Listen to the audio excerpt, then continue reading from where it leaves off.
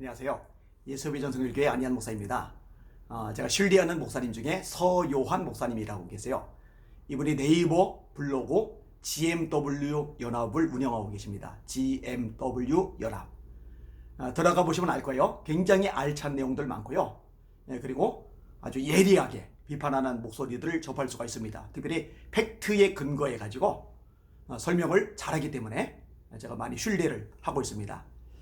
오늘은 이 GMW 연합에 올라갔던 내용을요, 제가 설명하기보다 그냥 그 내용을 그대로 읽으면서 좀 진행을 하려고 합니다. 이재명 유년 시절 일기장 공개, 유년 시절 일기장 공개대 SNS 파문 확산. 제가 내용을 그대로 읽어드릴게요. 1. 과거 이재명 더불어민주당 대선 후보가 유년 시절에 작성했던 일기장 내용이 공개돼 파문이 확산되고 있다. 어릴 적 작성했다고 볼 수 없는 충격적인 내용이 기재가 돼 있어서다. 그 일기장 내용이 캡처돼서 사진으로 올라가 있습니다. 반면 윤석열 국민의힘 대선 후보의 유년 시절 일기장도 SNS를 통해 공개됐는데 정치권에선 두 후보의 유년 시절 일기장 내용을 두고 자론 배경과 인성을 비교하는 분위기다.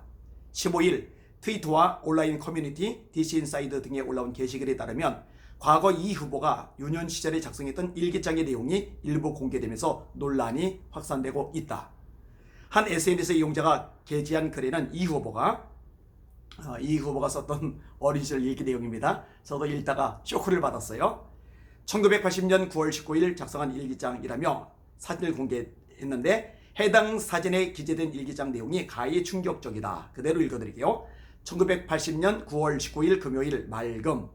낮에 옥상에서 노는데 그년이 기도인가 뭔가 하는 데서 어떤 남자애와 아주 다정히 얘기하고 있었다. 다시 떠오른 생각, 잊어버리자. 어쩐지 어젯밤 꿈이 맞구나. 성규와 내가 고아가 되었다.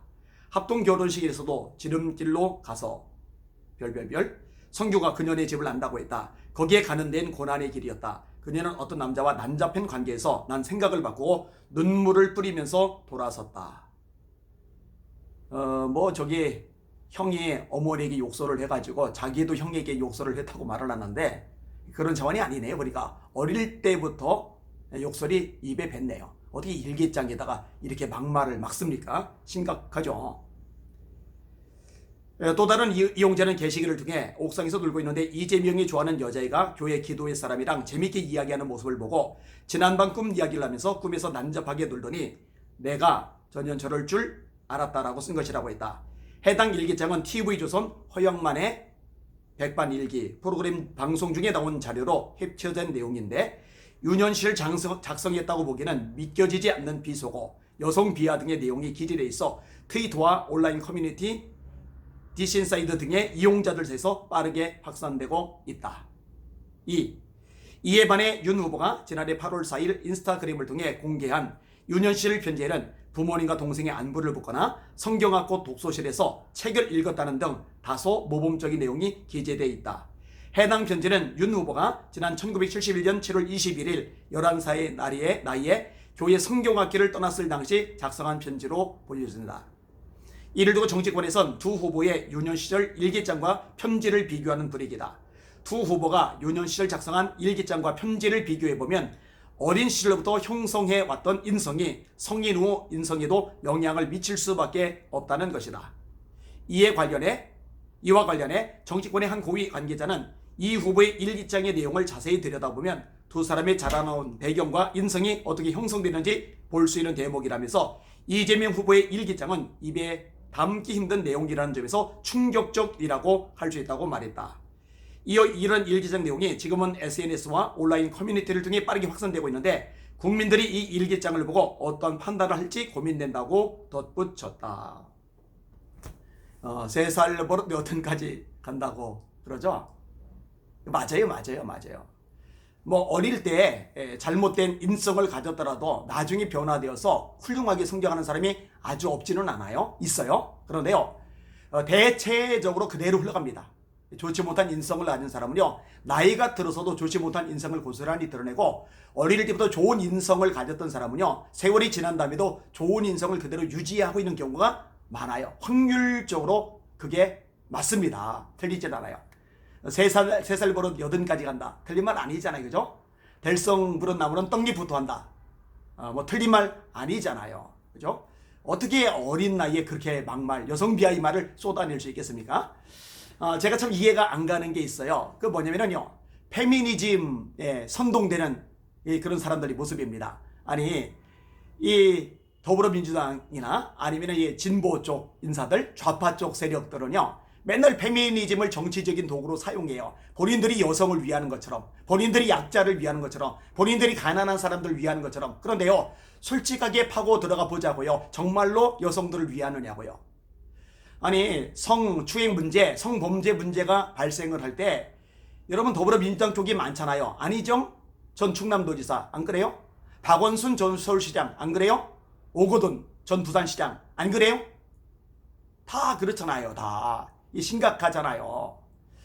그런데 왜 이렇게 현혹되고 넘어가는지 모르겠어요. 약자 가난한 자들의 편, 여러분 지금도 그 속아 넘어갈 겁니까? 아니, 서울에서 자기 집을 사는 그 사다리를 완전히 걷어차도록 만든 게 더불어민주당 아닙니까? 부동산 법을 통해서 말입니다. 가난한 사람들이 성장하고 또 성공하고 또 돈도 벌고 중산층으로 올라도 서고 이렇게 될 수 있도록 만들어주는 게 진짜 약자를 위하는 것이고 가난한 자를 위하는 것이잖아요. 그런데 친서민 정책이 절대로 아닙니다. 더 가난하게 만들고 그래서 배급받게 만들고 그래서 결국은 자기들에게 표 줄 수밖에 없는 비참한 상태, 뭔가 국가에서 지원해 주는 거 받으면서 표를 줄 수밖에 없는 불행한 상태로 몰아가는 게 지금 좌파 세력들의 그런 속셈, 그런 전략 아니냐고요. 이런데도 속아 넘어가니 참 안타깝습니다. 맹인이 아닌가 이런 생각이 저절로 듭니다. 저는요 윤석열 후보 무조건 지지하지 않습니다. 손바닥에 왕자 쓴 거 질색 발색입니다. 얼마 전에 제가 방송 중에도 내보냈어요. 무속인에 의해서 휘둘리는 거 질색 발색입니다. 이런 부분 제대로 정리 안 하면요 하나님이 돕지 않으실 거라고 제가 분명히 말했어요. 그러나 이재명 후보는 더 아니죠. 어떻게 그런 사람이 대한민국의 대통령이 될 수 있단 말입니까? 전과 사범이잖아요. 완전히 모든 면에서 문제투성이잖아요. 매운맛 문재인이잖아요. 지금 대한민국이 완전히 기울어져 가고 있는데 이재명 씨가 대통령이 된다면요 더 이상 돌이킬 수 없을 만큼 공산화로 가는 거예요. 근데 어떻게 지지할 수 있느냐고요. 그래서 제가 지난번에 1172명인가요? 이재명을 지지했던 목회자들이서 아주 성토를 하면서 방송을 내보낸 것도 그런 이유들이 있는 거거든요. 어떤 정신 바짝 차리고서 이 대한민국을 바로잡는데 이 방송을 보는 시청자 여러분들도 널리 동참하시고 힘써 주시길 바랍니다. 이런 내용들도 좀 알려줄 필요가 있어요. 그죠? 정상적이라면, 중도에 있는 사람이라면, 합리적인 판단과 이성적인 사고가 가능한 사람이라면 어린 시절부터 이런 식으로 욕설 막 하고 여성 비하하는 사람에게 표를 주지를 않을 테니까요. 근데 아직도 실제 정체를 모르는 국민들이 많거든요. 여러분들이 알려주는 역할을 꼭 해주시기를 부탁을 드리겠습니다. 하여튼 대선 때까지 얼마 남지 않은 기간 동안 열심히 나라 민족을 위해서 또 대통령 선거를 위해서 기도 많이 해주시고, 대통령 선거 3월 9일 이후에 6월 달에는 지방선거도 너무 중요합니다. 이 부분을 위해서도 기도 많이 해주시기를 주님의 이름으로 부탁을 드립니다. 깜깜하지만 어둡지만 암담하지만 하나님이 역사하시면 빛이 비칠 수 있고 그 빛으로 어둠을 물리칠 수 있거든요. 이것을 바라보고 신뢰하시고 힘을 내시는 저와 여러분들이 되시기를 바랍니다. 날마다 주님 바라보고 주님의 이름으로 전진하고 승리합시다. 할렐루야.